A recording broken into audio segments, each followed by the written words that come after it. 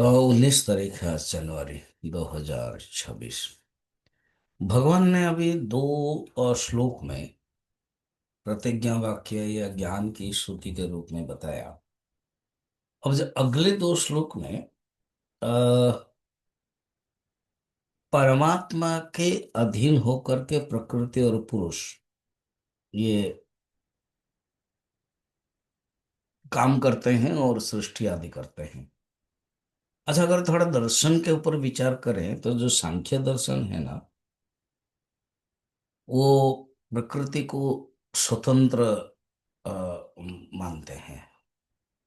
प्रकृति अपने आप में सृष्टि करती है, उसमें ईश्वर की कोई आवश्यकता नहीं है। पुरुष है। मगर जो वेदांत है और जो गीता है खुद स्पष्ट करते हैं, देखो जी, ये प्रकृति है वो भगवान के ही आश्रय होकर के करते हैं। ये बात भगवान खुद तीसरा नंबर श्लोक में बताते हैं। श्री भगवान उवाच मम योनि महद्ब्रह्म तस्मिन् गर्भं दधाम्यहम् संभव सर्वभूतानां ततो भवति भारत।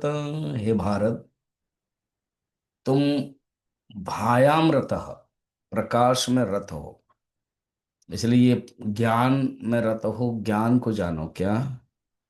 महद ब्रह्म, अब ये टेक्निकल शब्द है। महद ब्रह्म, महत महतत्व, ब्रह्म ब्रह्म तो ब्रह्म और महतत्व के जो बीच है ना, वो प्रकृति, उसी को कहते हैं महत ब्रह्म।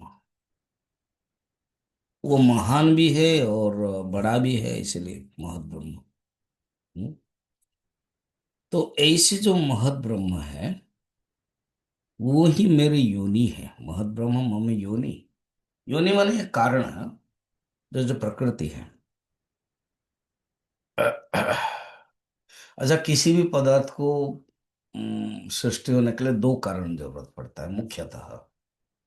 एक है उपादान कारण और एक है निमित्त कारण, फिर उसके बाद सहकारी कारण, इंस्ट्रूमेंटल कारण। जैसे घड़ा बनता है तो जो मिट्टी है वो उपादान कारण है, और जो बनाता है कुम्हार वो निमित्त कारण। और जो चाक है, लकड़ी चाक आदि सब जरूरत पड़ता है, चक्का, वो सहकारी कारण है। यहां पर कहते हैं देखो, ये जो प्रकृति है ना, वो उपादान कारण है। इसलिए मैं एक सृष्टि के जैसे मनुष्य का मिथुन सृष्टि में रजवीर्य का संबंध है, उसी ढंग से भगवान एक्सप्लेन करते हैं। तस्मिन अहम गर्भम दधामि, मैं उसमें गर्भ धारण कराता हूं।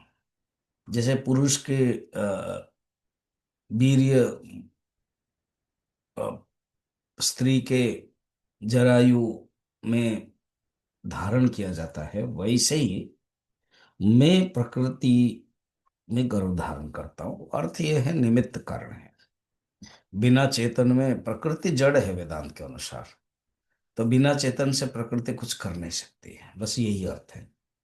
ठीक है। ततः सर्वभूतानां संभव होती, तब समस्त भूतों की उत्पत्ति होती है। हम्म? तो अगर देखा जाए तो चार प्रकार के प्राणी हैं जो सारे उत्पन्न होते हैं। एक है अंडज, स्वेदज, उद्भिदज, जरायुज। पहले भी तृतीय माने 13 चैप्टर में भगवान ने बताया था कि क्षेत्रज्ञ संयोग से ही ये जगत सृष्टि होती है। थोड़ा सा आप 13 चैप्टर में देख लीजिएगा। 13 चैप्टर में अगर आप देखेंगे 26 नंबर में, यावत संजायते किंचित सत्यम स्थावर जंगमम क्षेत्र क्षेत्र गो संयोग तद्विद्धि भारत भरतर्षभ। जहां भी तुम ये स्थावर जंगम देख रहे हो, चर और अचर, सब क्षेत्र क्षेत्रज्ञ के संबंध में ही है। और लास्ट में भी बताया था, क्षेत्र क्षेत्रज्ञ एवं मंत्रम ज्ञान चक्षुषा। ये क्षेत्र क्षेत्रज्ञ के बारे में ही तुमको जानना चाहिए। भूत प्रकृति मोक्षम, ये अगर जान लिया ज्ञान तो वो प्रकृति से मुक्त, मोक्ष हो जाता है। तो भगवान ऑलरेडी बताया है कि किस ढंग से। तो इसको तुम जानो। ठीक है। अब अगले फिर देखेंगे हम।